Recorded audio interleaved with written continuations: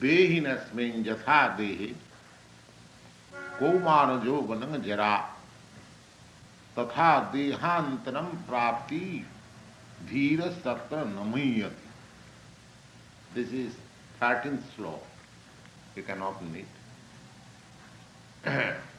The Sanskrit word is Dehina asmin jatha dehi koumaram jovanam jara tatha dehantanam prapti dhira satra namiyat.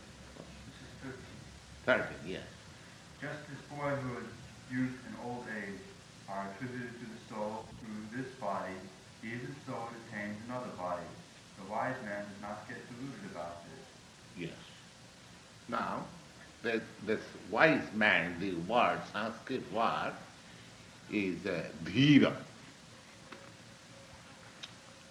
Dhira means that one who is undisturbed in mind. And our disturbance of the mind is due to our ignorance. Suppose I want to go somewhere. Now I am in the station, and actually it so happened when I came to New York first from India, I was to be dispatched to Butler by the bus station. But I was a new man, I did not know the rules and regulations. Of course, somebody was guiding me. Still, I was very much in disturbed condition, how to get on the bus, how to get the ticket, how all these things. So, disturbance of mind is due to our ignorance. Yes, coming. Yes.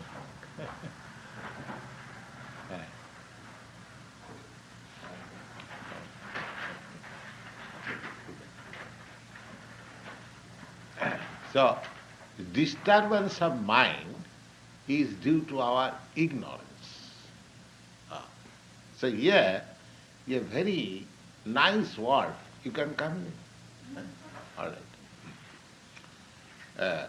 Here, a very nice word is used, dhira. Dhira. Dhira means undisturbed. Undisturbed. So, this we should carefully know that our mind in the material condition is always disturbed. Always disturbed. Right? And this is due to our unfavorable condition. Because we are actually spirit in identity. And we have been put into material condition. We can very well experience, and we have. I got experience, and here is Captain Pandya. He has also experience. He may be more than experienced than me. And when we pass through the sea on the ship, although we are on the ship quite safe, still when there is some storm, when there is some disturbance on the ocean, we also become very much disturbed. Because that situation is foreign to us. You see, we are not so much disturbed in the land as we are disturbed in the ocean, because we know that our position in the ocean is not our natural condition. So we should note that disturbance is due to our unnatural condition. Otherwise there is no question of disturbance. So, whole disturbance of mind, it is described in the Bhagavad Gita, Srimad Bhagavatam, uh, uh, Tatsadu manne suravajya dihinam sada samudvigna dhyam asadgraha ityatmaghatam grihanda kupam vanangatojat harimasrayeta.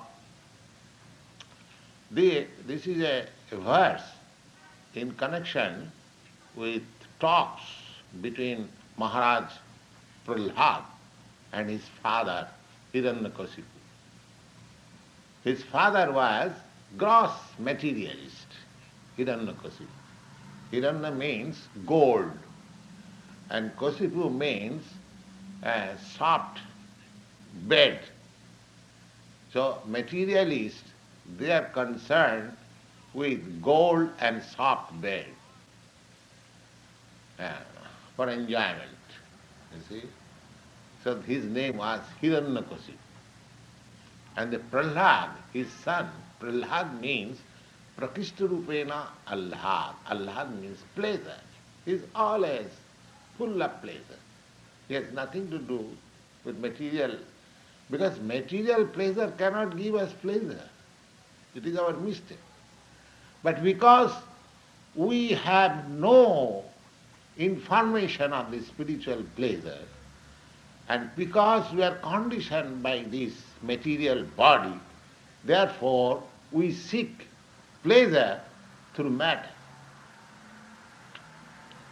Now, we have to raise ourselves from this position, and then we can get unlimited pleasure.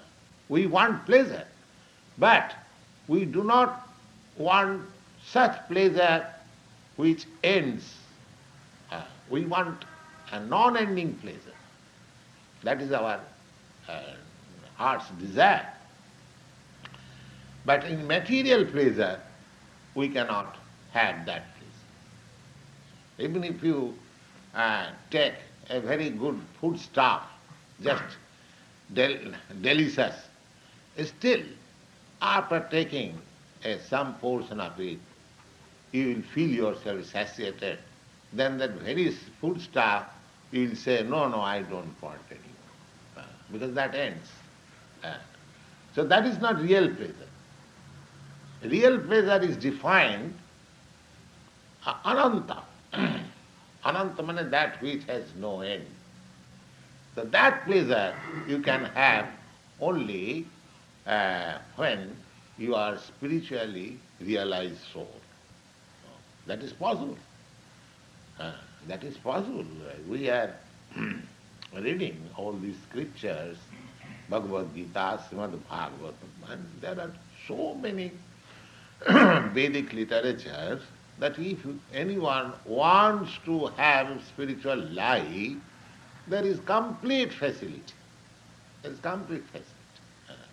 Now, this Prahlad was a boy, a child, not boy. He was only 5 years old. So his father called him, my dear son, what you have learned from your teacher, best, please explain. So he is explaining this. Tat sadhumanne suravajya dihinam sada samudvignam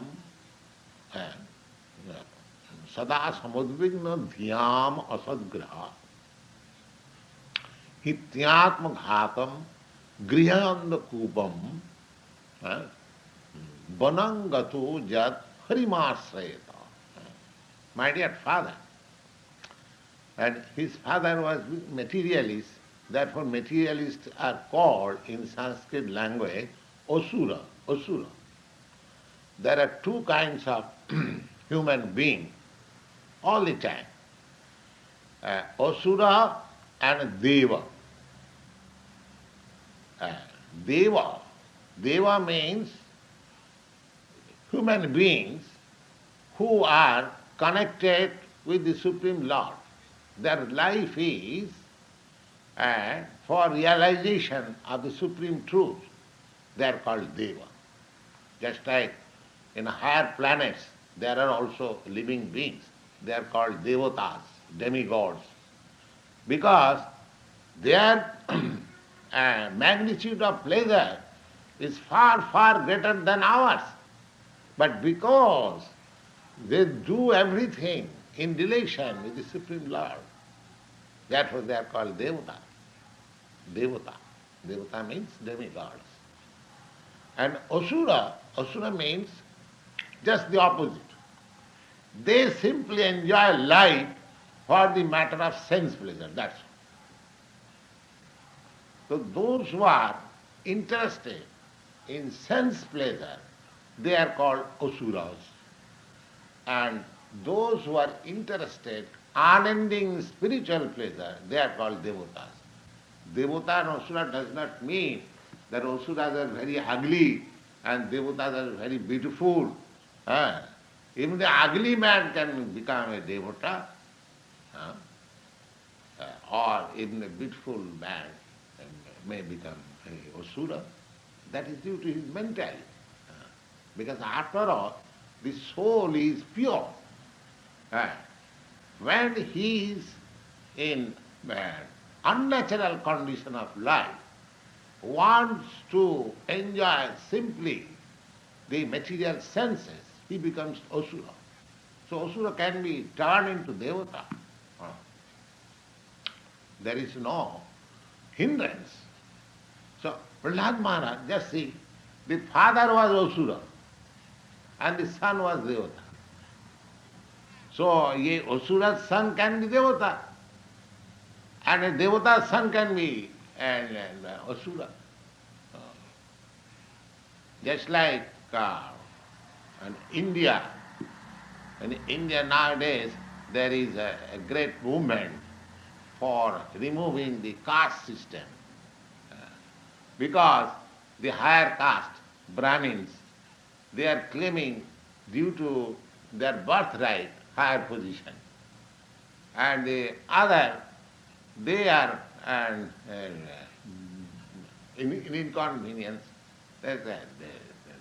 Nowadays the Brahmins are doing the same thing what we are doing, a Sudra, why he should claim? So there is that quarrel. You see? so, so Devata and Asura, the division is that, of course, according to our Shastra, the Brahmin family means Devata family. But because nowadays their descendants, they are deviated from the Brahminical culture, uh, they are not to be considered as devatas. That is also mentioned in the Shastra. They are called Brahma Bandhus. According to Shastra, they are called Brahma Bandhus. Brahma Bandhus means son of a Brahmin, but not a Brahmin. You see? Just like a son of High Court Justice, he can claim that I am the son of a High Court Justice, that's all. But because he is the son of a High Court Justice, he cannot claim that I am also the Justice of the High Court. So that consideration is there. So Asura Devata, there is no such formula that in this line only the Asuras will come and in this line only the Devatas will come. The Asura can be converted into Devata and the Devatas also can be converted into Asuras according to their action. Chaturvarnam maya system gunakarna vibhagasaha. In the Bhagavad Gita you find that this four division of caste, that is created by me, maya system, I have created. But how it is? Now, according to guna and karma, according to quality and according to his work. He never says according to birth. So just see. Now, here, Hiranyakasipu is Asura, but his son is Devata, Prahlad. Now, according to birthright, he should be also Asura. But no, he is the Prahlad Maharaj. Prahlad Maharaj is counted one of the 12 great personalities who can distribute transcendental knowledge. They are called Mahajan. Mahajan. Now this Prahlad Maharaj, because he is Mahajan, his statement should be accepted. So he is saying to his father, Asura Vajja, my dear father, you are the greatest of the Asuras. Asura Varya, Varya means greatest. So if his father, addresses his father Asura Varya, Asura, because your aim is simply sense pleasure. You see? So, Tatsadu manne Asura Varja Dihina. The father asked the son, what you have learned the best thing. So he is also saying, essentially, and before his father, the best thing, that, my dear father, for the Dehina, here also the same thing, Dehina. Dehinasmin yatha dehi. Dehina means the spiritual spark who has accepted this material body. This material body is foreign. That will be explained. Just like your coat and shirt is foreign to your self. Similarly, this material body is foreign. So Dehina means one who has accepted this material body.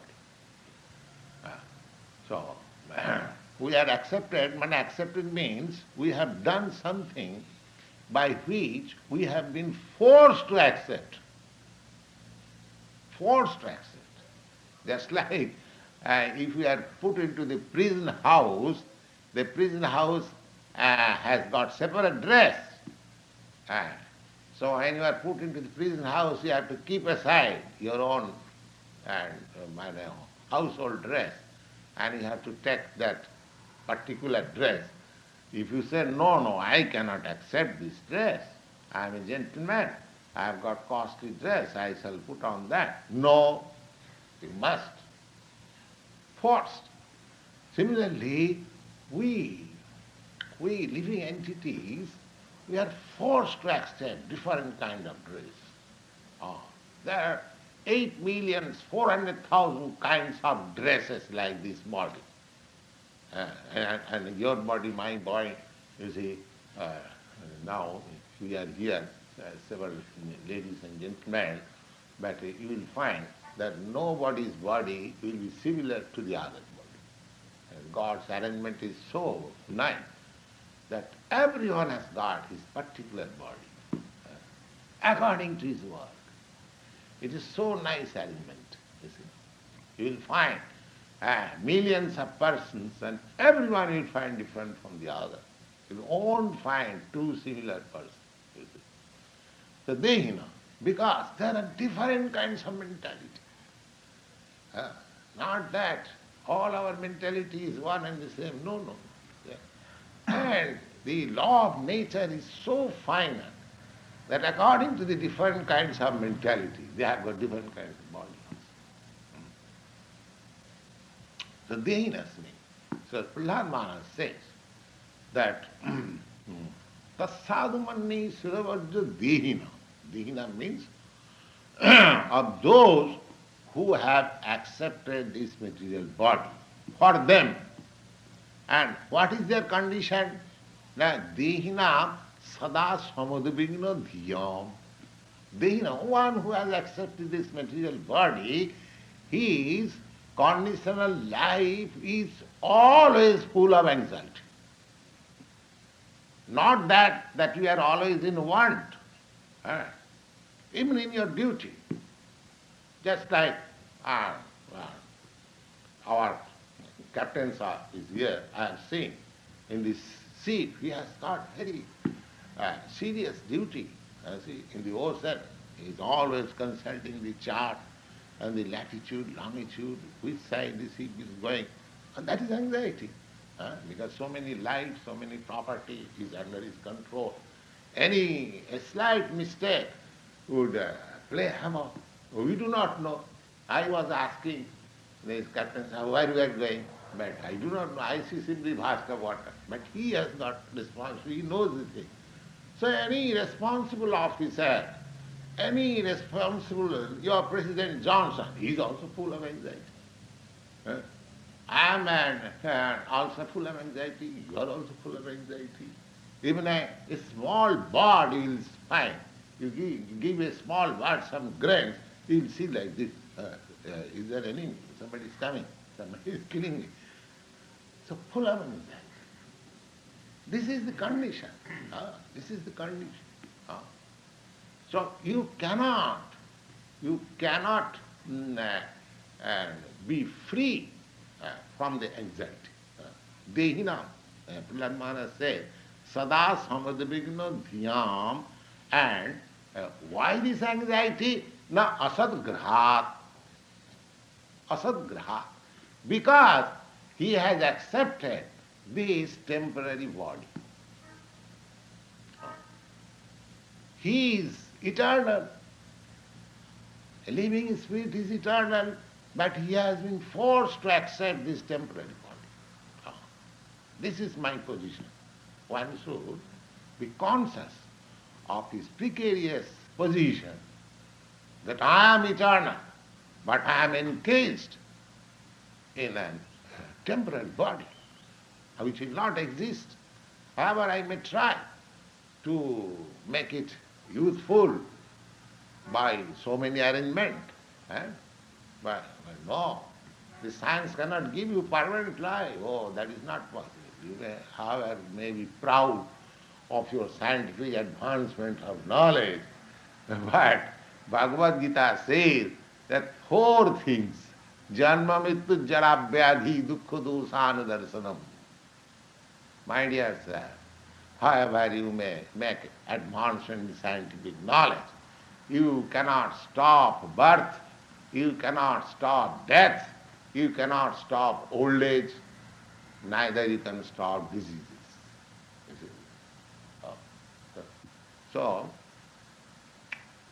so long you have got this body, uh, so we must have anxieties. That is the law of nature. Now here it is said that, now let us finish that. Prahlad Maharaj said, that sada samidvagna dhyam, my dear father, for persons who have accepted this temporary material body and is full of anxiety always, for them, my idea is that they should give up this materialistic life and surrender unto Hari. Hari means Bhagavan, the Supreme Lord. That is the way of getting out of. And actually this is so. And in the Bhagavad Gita, you will find, and the last instruction to Arjuna is, Sarvadharman parityajya mamekam saranam. This is the most confidential knowledge I am giving you, because you are my friend, and because I love you very much. Therefore, this is my last word. So we can get free from all anxieties as soon as we are surrendered to Hari. That is the whole system of spiritual knowledge. Aradhita jadi haris tapasa tata kim. If you accept from the very beginning this principle that I must surrender unto the Supreme Lord, then there is no other necessity of prosecuting your spiritual knowledge. That is the final spiritual knowledge. Aradhita jadi haris tapasa tata kim. Tapasya means penances, accepting penances for spiritual realization. Now, one who has accepted the worship of the Supreme Lord, he has no more anything to do for spiritual realization. He has realized. And naradhita jadi haris tapasa tata kim, and after undergoing so much severe penances. If one does not understand what is God, then whole thing is spoiled. Tapasata, the king, whole penances is spoiled because he could not reach to the ultimate goal. So aradhita jadi haris tapasa tatak kim, naradhita jadi haris tapasa tatak kim. Antar bahi jadi haris tapasa tatak kim. One who has achieved that knowledge that he can see within himself and outside always the Supreme Lord, he has no more necessity of any penance. And after undergoing all sorts of penances, if I cannot realize that God is within me and God is without everywhere, then all my penances are spoiled. These are very nice. So here it is said that dhira, dehinasmin jatha dehi kaumarajo manangajara, तथा देहांतरम प्राप्ति धीरस तत्र नमयति. Dehina means one who has accepted this material body. Asmin,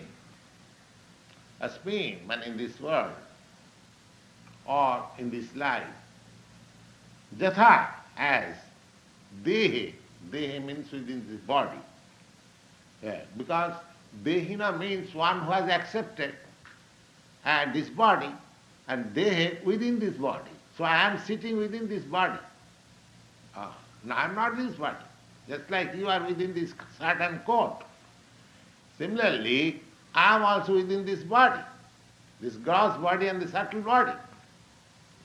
This God body is made of this earth, water, and fire, air, and ether. This God, this whole material body. Now, in this earth, in this planet, earth is prominent.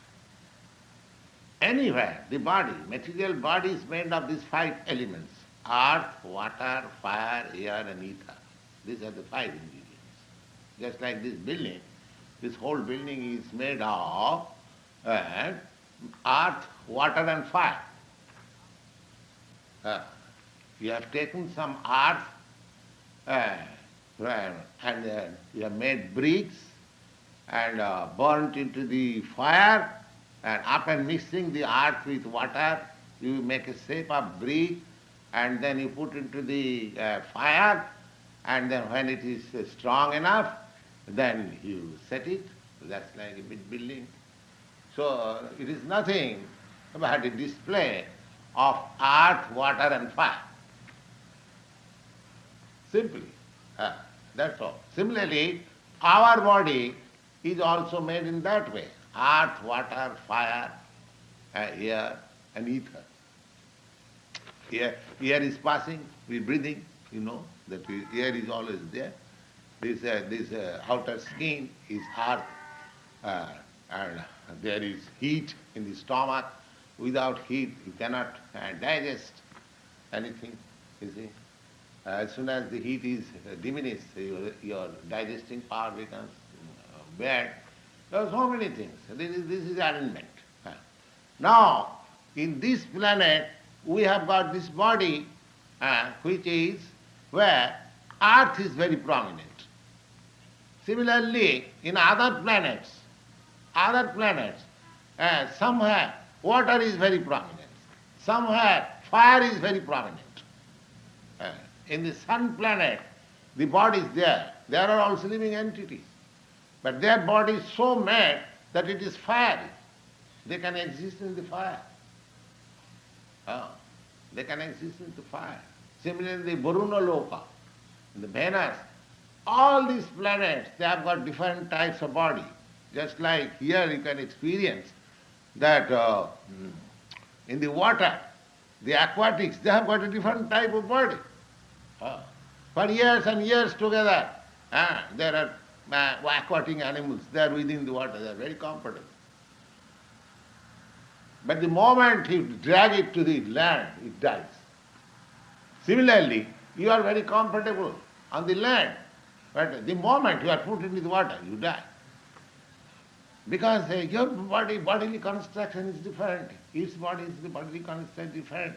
The bird's bodily, the bird, heavy bird, it can fly. Uh, but God's made flying instrument. But your man-made instrument is crashing, you see, because it is artificial. Uh, so this is the arrangement. Every living being has got a particular type of body. Dehinasmin jathade. And what is the nature of that body? But here the matter is being explained that how we change our body. How, because that is a difficult problem for us. Because we are engrossed with the idea of identifying this body with the soul. Now, the first ABCD of spiritual knowledge is to understand that I am not this body. Unless one is firmly convinced that I am not this body, he cannot make progress in the spiritual life. So the first lesson in the Bhagavad Gita is taken in that way. So here, the Dehinasmi, now Dehi, the soul. Soul, Dehi means soul. One who has accepted this body, material body, he is called Dehi. So Asmi, he is there. He is there. But his body is changing. His body is changing. Now, our body was formed in the womb of my mother. That is also described in the Srimad Bhagavad, the physiology of this body. It is said there that according to our karma, we are put through the semina of the father, injected into the womb of the mother. And the father's secretion and the mother's secretion, that is emulsified and takes the form of a pea, and that pea gradually develops. In 3 months there are holes, 9 holes, the eyes, ears, nose, and the just like we have got 9 holes. And in 7 months the whole body is complete. Then the child gets consciousness. And 10 months it is just ready to come out. So by year, the same year, forces the child to come out. And the mother's connection, because so long a child remains within the womb of the mother, she takes through the mother. So there is an intestinal connection between the child and the mother. So after the child comes out, the intestinal connection is cut off and he becomes a separate identity. That is the law. Now, our point is, as from the mother's womb, from the very beginning of her birth, as the body develops. Similarly, after coming out of the body, it also develops. But the spirit spark is there the same. The body takes development. So, now that development from this small child, he becomes a bigger child, then becomes a boy, then becomes a youth, then gradually an old man like me, and then gradually when this body is no longer useful, then it has to be given up and another body has to be taken. This is the process of transmigration of soul. I think there is no difficulty to understand this simple process. Now the soul is there. The body is transforming every moment, imperceptibly. Just like if you have seen some your friend's child is small, and after 5 years you go to that friend's house and see the child Oh, you have grown so big, eh? You have grown so big. But the father, mother cannot see because they are seeing daily. They do not see that how my child is growing daily. eh? Uh, but a man who comes all of a sudden after 5 years, he says, oh, the child is grown up. So imperceptibly, we are changing our body every moment. Every moment. And that is also medical science. That we are changing our blood corpuscles every moment. You see? Similarly, uh, what is the difficulty to understand that uh, that the soul transmigrates from one body to another? It is very nicely explained here. As the owner of the body is there within the body, but the body is changing one after another, one after another. Dehinasmin jathadehi, Komara Juvana. Here, two examples are given. Komarang, Komarang means the age up to 15 years. The age after 15 years, that is called Komar. And from 16 years, so upwards, so up to 40 years, one is youth. And then after 40 years, one becomes old. This is the process of this body. But it will be later on explained. The spirit soul within this body, that is not changing. The body is changing. Dehinasmin jatha dehi komara jovanam jara tatha dhihantram prapti dhira sattva. Dhira means the man who is out of ignorance. You sit down. Yeah, that's all. Dhira sattva. Dhira means, we began first, that one. Dhira means one who is out of ignorance. That means. So one who knows the process of the body changing every moment, then why he should lament when this body is left and another body is taken? Suppose if I throw away this covering of my body and take another covering, then what is their lamentation? What is the cause of lamentation? And one should be rather glad that the old garment is thrown away and one new garment is taken up. So this question, because Arjuna was disturbed that how can I fight with my grandfather? That is all right. That is my duty to fight. But how can I fight with my grandfather Bhishmadev, with my teacher Dronacharya? It is not possible. So he is playing the part of a fool, but he was not a fool, but just to teach us. Unless he becomes a fool like us, why this Bhagavad Gita will come? The Bhagavad Gita, just like it is play. Krishna is constant companion of Arjuna. So Arjuna cannot be put into that ignorance. It is for our benefit that by the will of the Lord Krishna, Arjuna is put into that sort of ignorance. So he is asking Krishna all these questions, just like a foolish man, and Krishna is giving instruction, so that it is being recorded in the history of Mahabharata for future generations. You see? So here, Arjuna, he was declining fight, that how can I fight with my grandfather?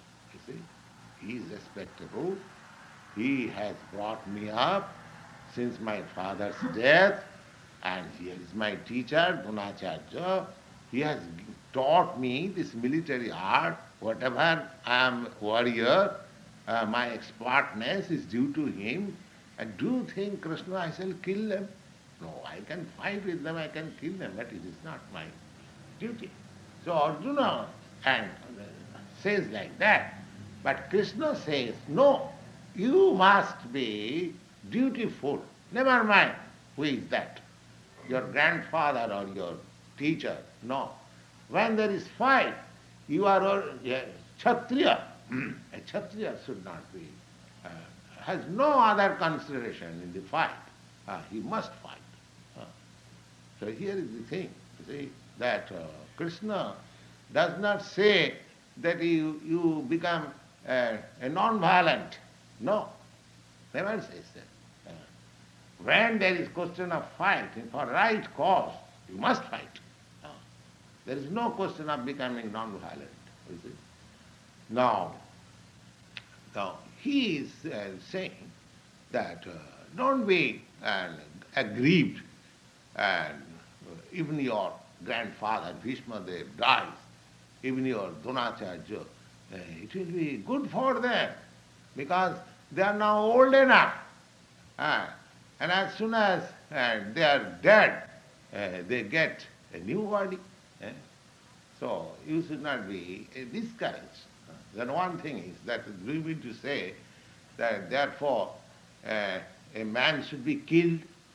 No, we cannot kill without reason. No, that will be a great sin. But this is a fight. This is a fight for a cause. They are not killers.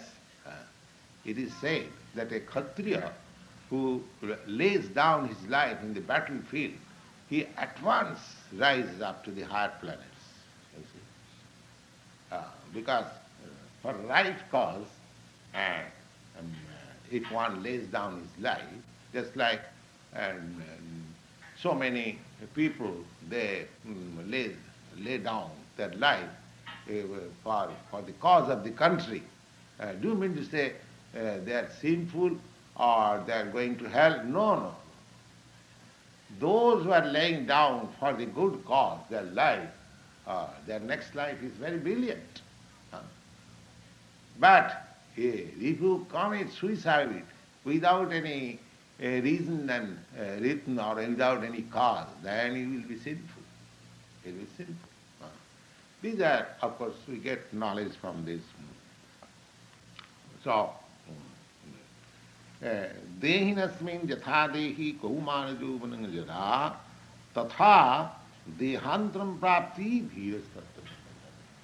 So dhira, one who has got complete knowledge of the constitution of this body and the constitution of the spirit soul, they are not aggrieved when a soul transmigrates from one body to another. That is the sum and substance of the whole this verse. Now, here some philosophical question may be raised. There are two classes of philosophers that after liberation, after getting out of the body, the soul amalgamates with the Supreme Soul. That question we have already discussed. Still, there is no harm discussing it again because any substance and knowledge, if it is discussed one after another, twice, thrice, it is better. Now, Krishna points out that every soul is individual soul. Every soul, and that is our experience, that every one of us, we have got some individual consciousness.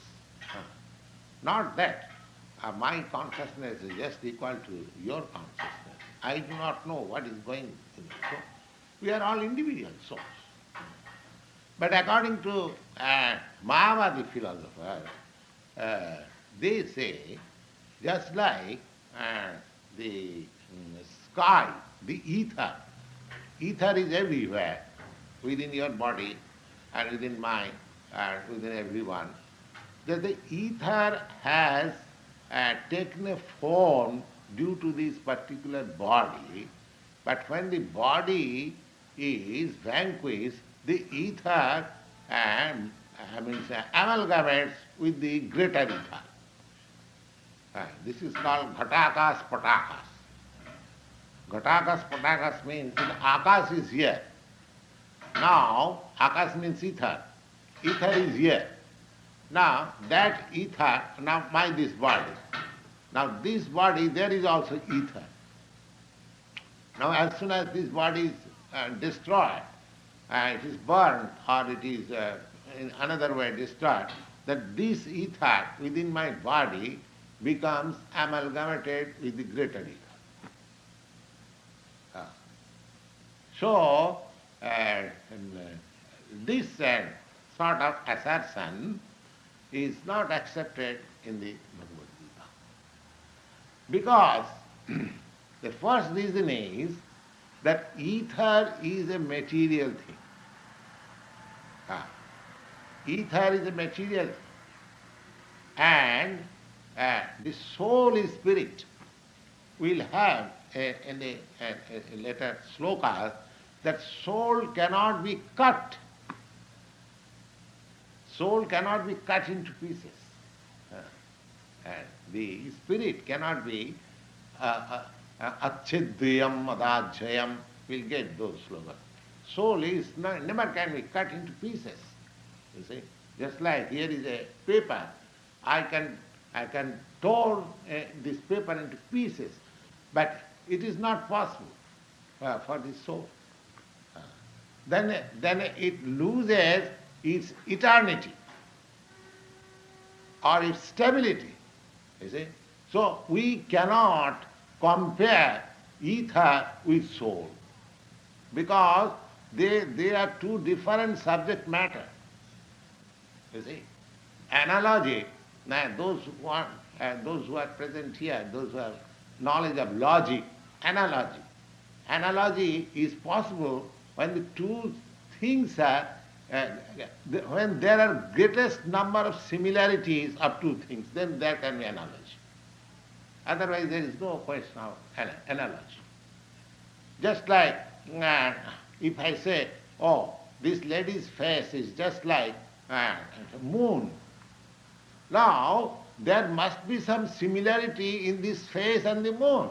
As the moon is bright and very beautiful look at, therefore this face must be very beautiful and very bright. And if the face is ugly, how can I compare with this moon? So, whenever we make some analogy, there must be points, greater number of points of similarities. Now here, ether is a material thing and soul is spiritual thing, so there is no similarity at all. At all. And besides that, so a soul, the individual soul is different from the very beginning. Nitya, Nitya Sastvatuyam. In later verses we come to understand, the Lord says that these individual souls, they are my parts and parcels. Mamaivansa Jiva Bhuta. Jiva Bhuta, these living entities, they are my parts and parcels. How it is that? And I can give you a very good example. Just like the sun and the sun ray. What is the sun ray? Is sun ray, if you analyze physically, you will find small molecules of raising atoms, shining atoms. This is material, you see. This sun ray is nothing but combination of shining atoms. It is not an homogeneous thing.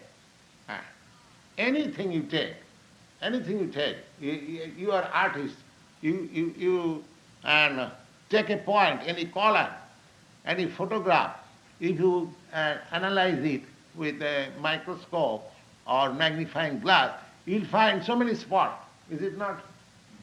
You are also artist. So, in God's nature, there is nothing homogeneous.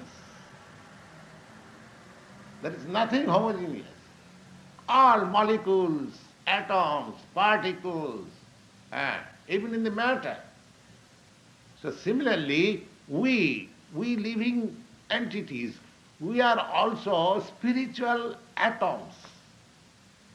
We are spiritual atoms. And our magnitude also has been assayed in the Shastra. Oh, and oh, that magnitude is stated in the Puranas that kesagra satabhagasya satadha kalpitasya cha kesagra, your hair, I have no long hair you have got. Now you can see the point of the hair. Kesa agra. Agra means the point of the hair. Kesagra satabhagasya. Now the point of the hair you divide into 100. That is imaginable. That is not imaginable by you. How the point of the hair can be divided into 100. Kesagra satabhagasya. Now take one part of that division and again divide into 100. This is beyond your experience, beyond your power. And by arithmetic calculation, the mathematicians say that the point has no length and breadth. Oh, this is a disappointment because he cannot measure the length and breadth of the point, therefore he says like that. But point has length and breadth. Anuraniyana mahato mahiya. Therefore, a certain class of philosophers, they are astonished simply by seeing the great magnitude of the Lord. But there is smaller, anuraniyana. There is a much smaller than the atom magnitude. That is beyond our experience. Therefore we say nirakar. Nirakar means we cannot calculate the akar, the actual form. Nirakar does not mean that it has no form, it has form. That they say that the point has no length and breadth. Similarly, the soul has everything length and within that point it has got his head, leg, everything, consciousness, everything there. And because it is beyond the calculation of our human knowledge, therefore they are disappointed. Nirakar, nirakar, nirakar, not nirakar. It has akar. But we are, so our senses are so blunt that we cannot calculate. Now, in these days of scientific advancement, you take a dead man, you sit down. Now we can see how the soul transmigrates from this body to. You cannot see. You cannot see. Our eyes are not qualified to see it. Therefore, all the senses, they should be spiritualized. If we want to see the spirit whole, the Lord is spirit whole, we cannot see in the spirit part. We are very much proud of our senses, but our senses are so imperfect that now I see with my eyes, but I cannot see my eyelid. You see? The eyelid is always attached with my eye, but I cannot see. So, our power of using the senses, that is very limited. So we should not depend only on the senses as a pratyaksha. It is called pratyaksha anuma. There are three kinds of evidences: pratyaksha, anuma, and aitijya. Pratyaksha means that you can directly perceive. That is called pratyaksha. And anuman means you can conjecture. It may be like this. It may be like this. Perhaps it is like this. This is called anuman. And the other evidence is aitijya. Aitijya means to take evidences from the authority. So, out of these three evidences, this aitijya evidence, just like we are taking instruction of Bhagavad Gita. Uh, sound, sound vibrated by the greatest personality, Sri Krishna. That sort of praman is accepted. Uh, that is the best. This is best way of acquiring knowledge. Because so far direct evidence is concerned, it is impossible because our senses are so imperfect, we cannot have anything. We can have some direct experience of certain things, but not for all. Uh, Especially for these spiritual things, which is beyond our experience. Uh, so pratyaksha means direct evidence you cannot have. And anuman means speculation. Simply, it may be like this, it may be like that. Oh, that is also imperfect. Because our thinking power is also limited. Because our senses are limited. So our thinking power is, mind is one of the senses. Out of the 10, the mind is considered to be the 11th sense. There are 5 karmendriya and sensory organs and working organs. 10, and the mind is the chief. So mind is also considered as one of the senses, the chief senses. You see? So because it is sense, it is imperfect. So by mental speculation, we cannot have it into right conclusion. By mental speculation. Though are simply speculating on mind, they can make some progress to a certain extent, but they cannot reach the ultimate goal. It is not possible by mental speculation. Neither it is possible by direct evidence. The only possible evidence is the authority. Authority. Just like yesterday also I gave you that example. Just like if a child asks his mother, who is my father? Now the mother says, here is your father. Now if the child says, I don't believe it, so he has no other source of knowledge. Except the mother's version, that here is your father, he has no other alternative to know who is father. It is such a thing that neither he can imagine, speculate, or he may be my father, he may be my father, he may be my father. Lots of father he can gather. That is not possible. And neither it is possible for direct perception. The only possibility is the mother's evidence. Similarly, as the mother is the authority for the child, similarly, the Shruti, the Vedas, they are called mother of knowledge. So, and for such spiritual knowledge, we have to accept the authority. Now here, the Bhagavad Gita is authority. It is accepted. Don't think that it is a scripture of the Hindus. No, it is for all human beings. There is reason, there is science, there is philosophy. It is not dogmatic. So it is to be understood simply.